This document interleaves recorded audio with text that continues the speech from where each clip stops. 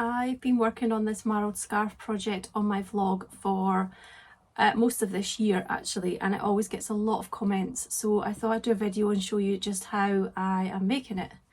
And the reason this came about, I have a lot of yarn scraps. I've done a lot of swaps for little balls of yarn, I've got lots of minis, and I really wanted to use them. I have them dotted about everywhere. I have so many. I've got some in this cute little suitcase that I'm using for this project. And I had to think about what kind of item that I would like. I'm not a garment knitter as such, so I wouldn't make like a jumper or something, but I did think I would wear a scarf.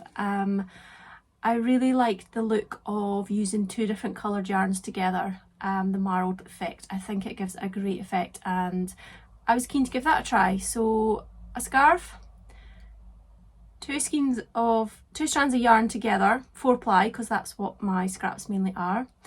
I had the idea to knit it rather than knitting it flat, because I thought that a flat scarf, they tend to curl a bit, especially if I was just doing it 4-ply. So I had the idea to knit it as a tube.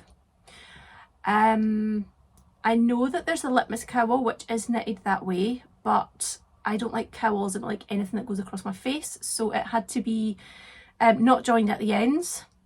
So I thought I could just do something like that and then Kitchener stitch the end. But then I also realised that I've been a sock knitter in the past, so I know how to cast on a toe. So basically what I wanted to do was cast on a really big toe without the increases for the shaping. So my marled scarf was born. I chose a couple of colours and I cast on, so I have a cast on edge which is completely sealed. I don't need to come back and Kitchener stitch that at the end. I've also made it so that it stays flat, which was another thing that I wanted. I didn't want it to move about and turn into like a tube that would then shift about, so it's perfectly flat and it stays flat. I also wanted it to be really squishy, so using 2 strands of 4-ply yarn, I use size 5 needles for this project, and it's given me the squish and the texture and the drape that I was after. It's a very heavy drape. It's a heavy project. I need to stop and count how many stitches I cast on, but in hindsight I would have cast on a few less, because as my scarf grows and I want it to be a long scarf that I can wrap around quite a few times, it's going to end up very heavy. So in hindsight I would maybe have cast on more like about there, made it thinner, but never mind. I cast on 50 stitches. In hindsight I think I would have gone for 40 on each needle, that is. So I've got 100 stitches altogether. I didn't want it to be I didn't want to count my rows, so each block is just however long I chose to make it at the time. Some are really bigger than others, some are smaller than others. They're smaller than others if I didn't like the colour combination. But yeah, I love it. I love the way that 2 different colours can look so different when you mix them together, and I really have enjoyed adding in some pops of neon there and teaming it up with something less bright. And I've also had a few colours that have surprised me in how much I have liked them. If I thought that I wouldn't like them on their own, and then teamed them up with something else, really liked them being there. Can't remember now which ones, but as I've gone through it, it's, yeah, definitely certain bits of the colours have made me really happy as I've been working on them. So I'm not going to cast on another scarf, but I am going to show you how to cast on for a project such as this. So because it is basically a sack shape, for want of a better description, I had the idea to make something else, but using the exact same method. So what I'm going to do is make a hot water bottle cover, because it's going to be exactly the same from the bottom edge right up until I need to do a little bit of shaping for the shoulders here. So basically my bottom edge of my scarf here would be my hot water bottle bottom. So yeah, I need a few less stitches there, I think, but yeah, you get the idea. So if you want to start one of these projects, you can start a scarf, you could make a hot water bottle cover, you could do a Kindle cover, a book cover, book sleeve, anything that is that kind of shape. Obviously make it smaller if you wanted to make it for a small Kindle or whatever. You'd have to work out your stitches yourself. This is not really a tutorial as such, I'm just sharing how I made mine. I've pulled out some yarns that I want to use, and I'm going to go with pinks for this one. I'll be doubling them up again, remember, so my vibrant pinks will be teamed up probably with a paler pink, so the overall effect is going to be really interesting to see, and I'm looking forward to seeing how that turns out actually. I've balled up a few to get me started, and I'll ball up the rest when I have a bit more time. So I'm going to choose 2 colours and I'm going to cast on. I've got some needles here. I wasn't sure what length to go for, but I've gone for 60 centimetres for this one. I don't mind if they're a little bit longer than my project. They will be a bit longer, but I don't mind, that's fine. So we'll be using magic loop to knit in the round, and I'm going to cast on using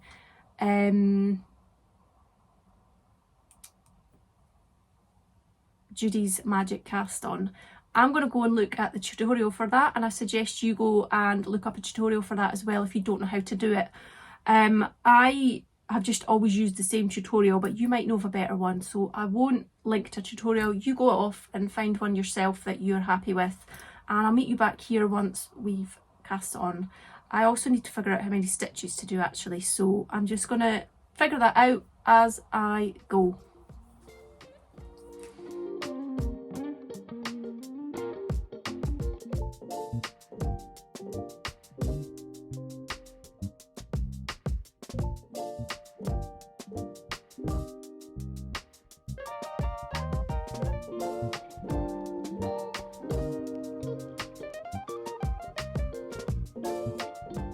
Upon looking on YouTube for a tutorial for Judy's Magic Cast On, I've actually just come across one that was called an improved Judy's Magic Cast On. So I actually will link to that video in the box below, because it removes one of the steps in it. She does refer to it, but if you don't know what she's talking to, then don't worry about it. And it's just made it slightly easier than the other method, so I will link to this one. I've almost knitted my first 2 cast on rows, so I would suggest putting a stitch marker at the end of your rows. You will need to slide that every time you reach it, but it does help to keep your shape nice. I really wanted mine, I didn't want to mix up where the end of my row was, because I didn't want my scarf to be askew. So I've got to the end of my row here.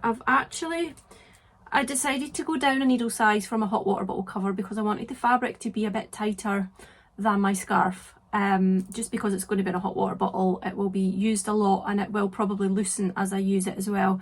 So I went down a needle size, and I have guessed that 40 stitches on each needle looks about right. I may start knitting a few rows or a few inches and discover it's too tight, which is a bit of a worry, but I'm just going to go with it for now. So that is me ready to begin. Obviously my cable's way longer than I need it, but that's fine, I don't mind that. I'm just going to slide it round, and I'm just going to continue knitting. And again, I'm going to reiterate this through the video, this is not a tutorial, I'm not giving you a step by step.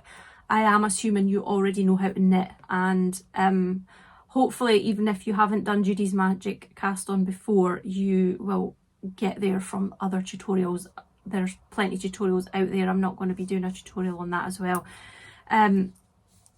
So yeah, I'm just giving you the basics on how I'm doing my things here.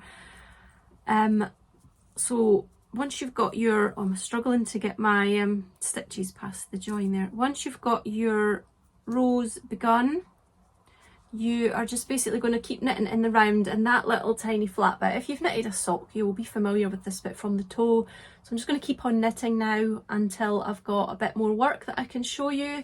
I would suggest doing your first stitch and the last stitch on each row nice and tight so you don't get any gaps. Same with socks if you've knitted socks as well. So I would suggest a stitch marker at the beginning and end of each row. So I'm just going to slide one onto my needles now. I didn't have one prepared when I was doing the cast on rows, so I just grabbed one that was sat up on my shelf, and it's a little rubber ducky. I have got some nice rings here which have worked really well for my size 5 needles, which were bigger, so sometimes a standard stitch marker hasn't always worked well for the bigger needles. I've just used a nice big ring. So you just slide it when you get to it and it will mark the beginning of the next row. So I'm going to get on and knit a little bit more, and then I'll come back and check in with you with my progress once I've got a bit further on. I'm going to sit here and knit a little and watch some vlogs. But one thing that I would point out is when you're doing the cast on, you need a really, really long tail. So make sure you leave about, I would say, 2 foot. I didn't leave quite enough, and that's what I've got left. Luckily I had enough just to add in the extra couple of stitches that I wanted, but make sure you leave a really long tail.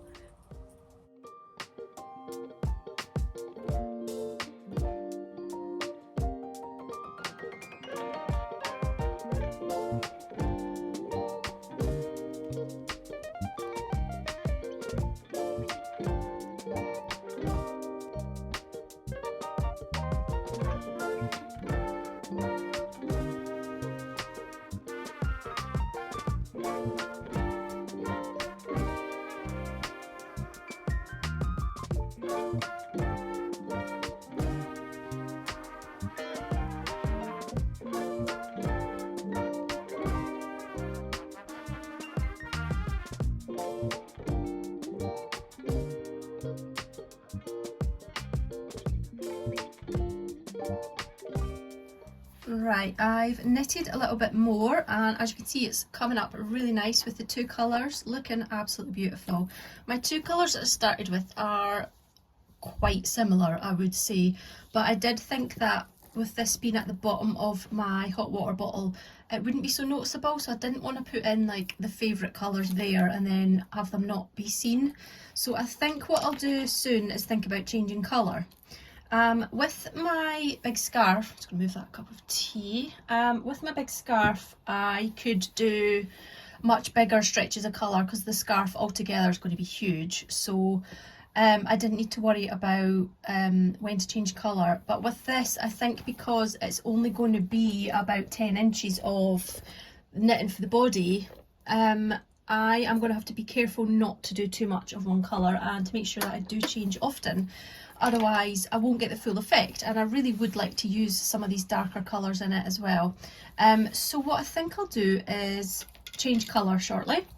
Now when I change colours, I don't change both colours at the same time. So for example with this one here, I would have knitted with, what did I knit with? I started off with the orange here and something else, and then I dropped the something else and I added in a paler colour with the orange, and then the orange got dropped here and then the paler colour got knitted in with the blue, and then I'd have dropped the paler colour, picked up another colour, knitted that with the blue, and then the blue got dropped, and so on. I hope that makes sense. I really do like seeing how that blue has worked up differently with the later colour I've used. It's slightly darker, I've got the purples in there.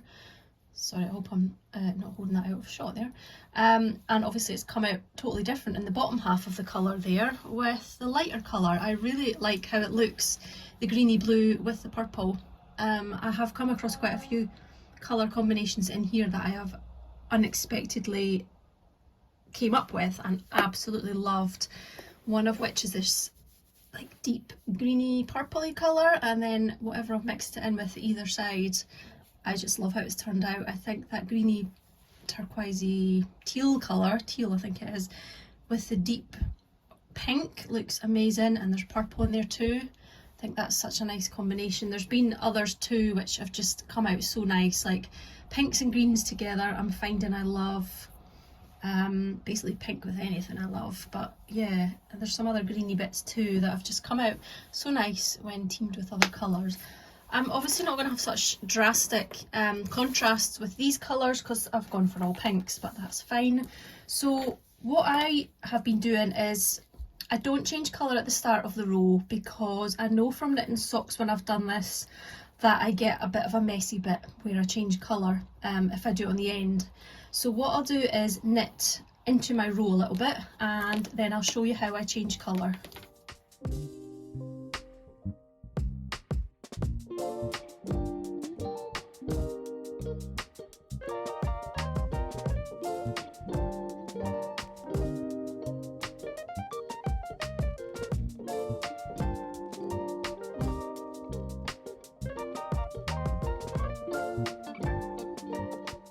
Okay, it doesn't matter where on your row you change colour, but I would highly suggest not at either end. So I've just knitted a few stitches and I'm going to switch out one of my colours.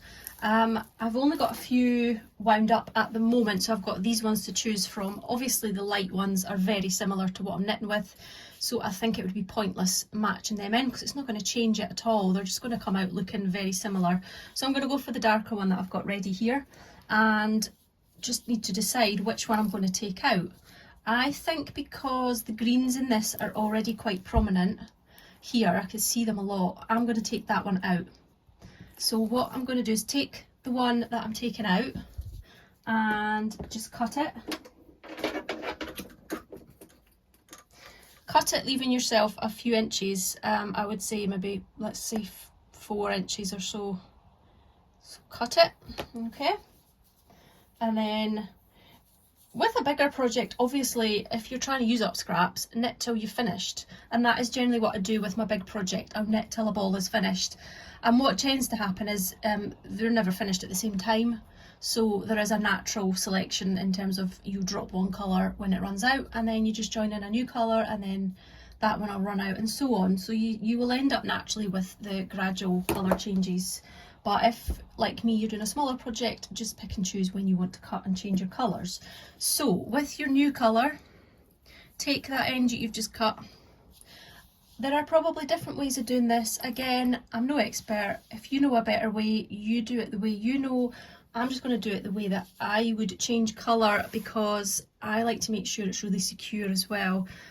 So I take my two ends, my cut one and my new one, and I just tie the new one around the old one nice and tight and pull it right down to the bottom there, and then I take the original one and I'll tie it around the new one so that I've got like a two-way knot. It's not going to move. And then what I do is I will knit these stitches in as I go. I'll try and film it. Again, I'm not great at tutorials, so this is by no means an in-depth tutorial. You can look up tutorials on knitting in your ends as you go. So you need about 3 pairs of hands. So there's my two little short ends. Here's my two working yarns now, the new one and the original one I was using. So you're gonna knit a stitch, go to knit as usual, your next stitch. So put your needle through your stitches. Remember, you're always working through your 2 stitches because we've cast on using 2 stitches.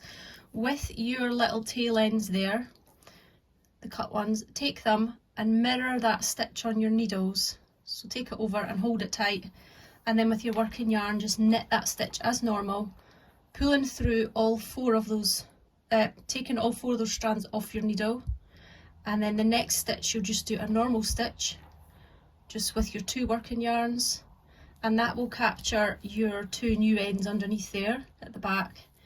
So we're going to alternate stitches with the 2 tail ends.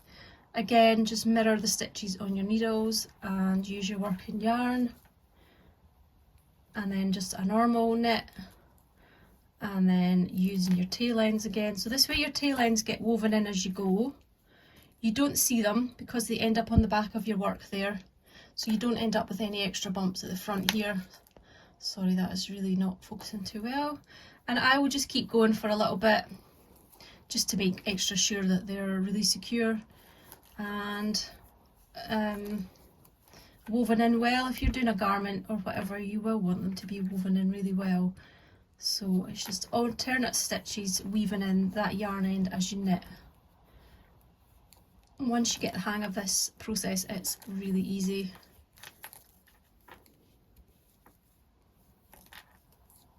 You can do it for the whole length of it or not, it doesn't really matter. It's going to be on the inside of your project, which no one is ever going to see. So I think one more and that will be that. And the exciting part with this is once you've changed colour, watching it work up, but it will take another round or so before you can see it, because at the moment it's only on the needles. I'm not seeing it knitted up yet. So this is one of those projects like stripes that knits itself because you're so keen to see what the colour looks like. So I'll continue with my new colour for a few rows, not going to do too many, and then I'm going to think about changing again. And then when I change colour the next time, it will be my original pale one that gets cut, and I'll keep the new darker one that I've just added. So I'll be adding something different to that. So I'll think about it in such a way that it will look slightly different to that one, because I don't want it all to look the same. So it may well be that I go for something a bit darker, one of the darker ones. I may end up actually using these colours more than once because I don't have so many dark ones, but I've got a lot of light ones. So I think by that what I mean is the yarn I've just cut off, for example, I may end up using it again in the project teamed with a different colour. I certainly will do that with the darker ones, I think, just so that I get a few darker stripes in there for a little bit of more interesting detail.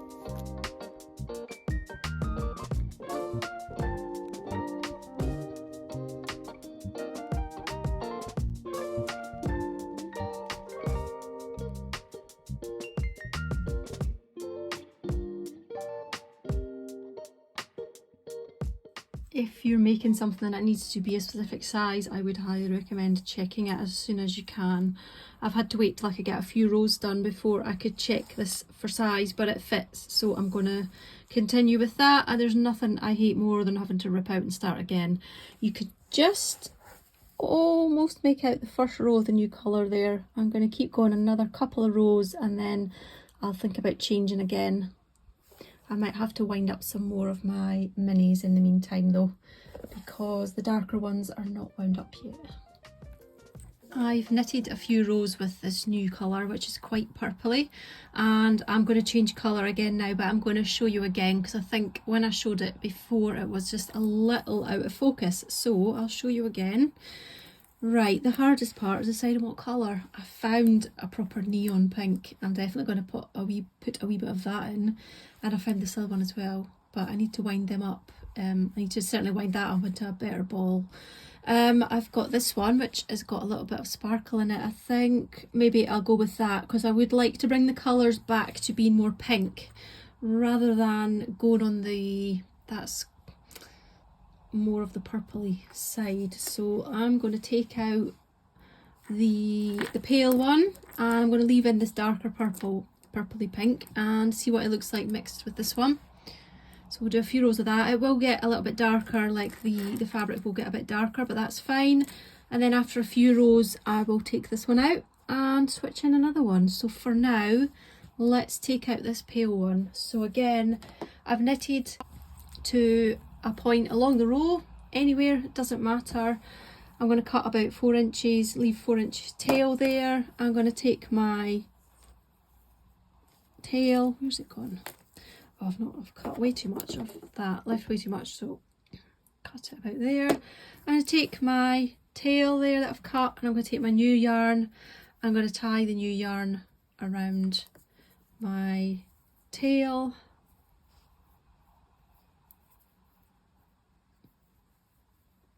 My fingers don't want to tie a knot. Let's try again. A simple knot around it, and I'm just going to pull it right the way down to where I'm working. Make sure your final stitch there was a nice and tight too. So pull your knot right down, and then I'm going to use the original colour and tie it round the tail of my new colour.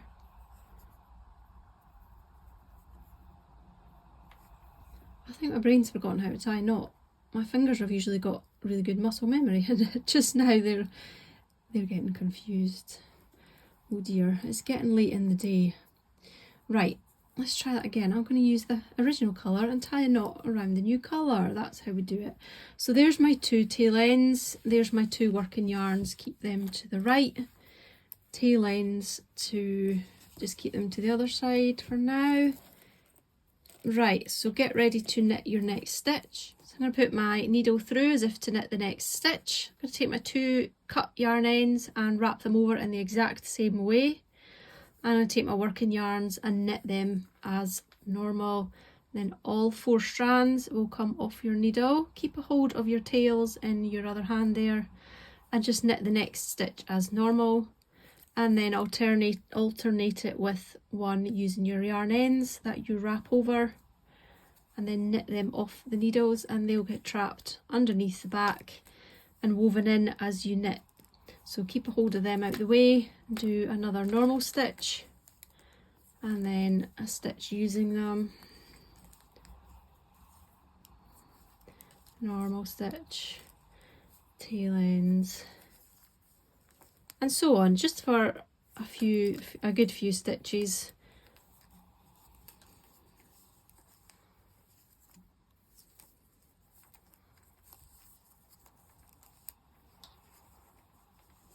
That should be enough, and that will be nice and secure on the inside.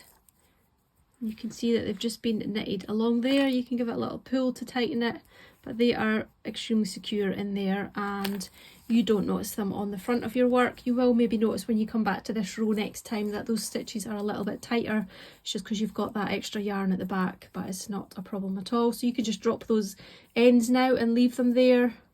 I don't bother to trim mine. I think it's probably safer to leave them longer, then they're more unlikely to unravel.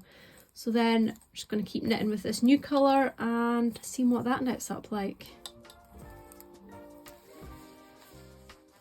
Here's how my progress is looking. You can see the colour changes. Some of them are really subtle, like the first change there, the way that I faded it in is very subtle, and then I've now just changed again to a paler colour, which you can see on the needles, and I've just done I think 1 row of that one, so I'll have another change again. This one will really lighten up with the paler one with it, and I'm going to show you what I was doing in my scarf. I said I did a trick to make it stay flat. Obviously I won't be doing it in my hot water bottle cover because I need it to be open and get the hot water bottle inside it, but with my scarf what I've done is joined it so that the front and back are joined every now and then, so maybe every 5-6 inches, 7 inches, whatever, I've done a stitch from the front to the back, and that just helps to keep it nice and flat. It won't shift about when I wear it or when it's getting stored away or whatever. So I have just done one, not too many rows before, so I'm not ready to do another one, but I'll demonstrate using this one because the stitches are a bit bigger, so you might see it a bit clearer, what I've done in order to secure the front to the back. I did actually learn this technique from the Wondrous Dishcloth pattern, which is a pattern by Jules, who is So Sweet Violet, and I did check with her whether I could show you this for the video. I'm going to just show you a very brief way of how I do it, again not an in-depth tutorial. So what you want to do is, because I've got X amount of stitches, I thought I would do 2 points where it would be connected. So depending on how big a project you're making, you can decide yourself how many joins you want to do, how many bits you want to attach. So I've just done it roughly a third of the way in and then a third of the way from the end. I have counted very roughly. I haven't been too fussy whether it's been the same every time I've done it. I've just counted a certain number of stitches to the point where I think I'm going to connect it. So I'll show you what I do. I've tried to film this shot 4 or 5 times now. The first couple of times it wasn't in camera. The next time I forgot to press record. So right, this is the final time I'm going to do this. Let's get it right this time.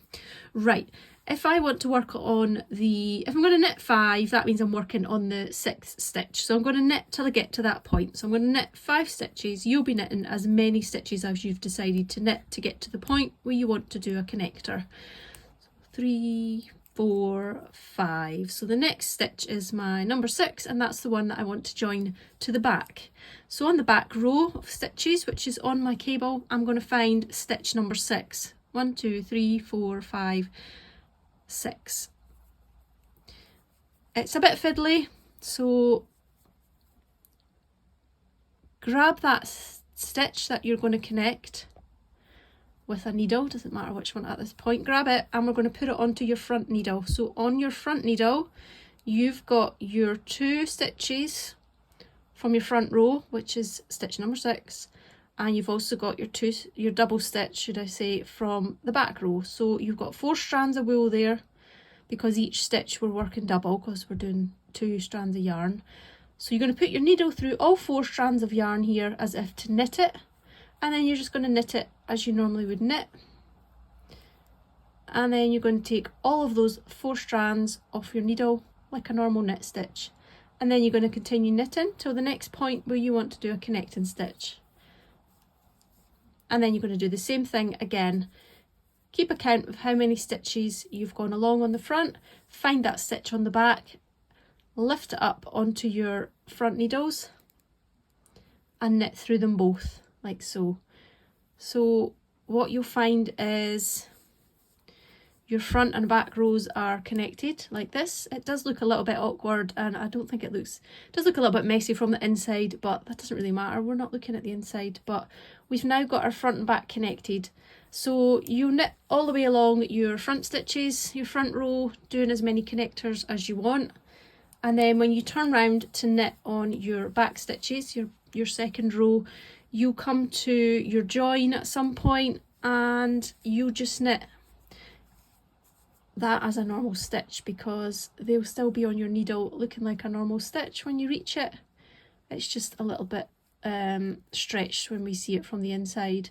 Don't worry about that, just knit it as normal and everything will be fine. I don't think I'm anywhere near finishing off my scarf yet, which is my original project. But when I do finish, what I'll do is cast it off with a Kitchener stitch so that the end that I finish with is also closed up just like this one, and that'll give it a really nice finish. I do think I want it to be really long so that I can wrap it round a couple of times. I'll let you have a look, see what it's like just now.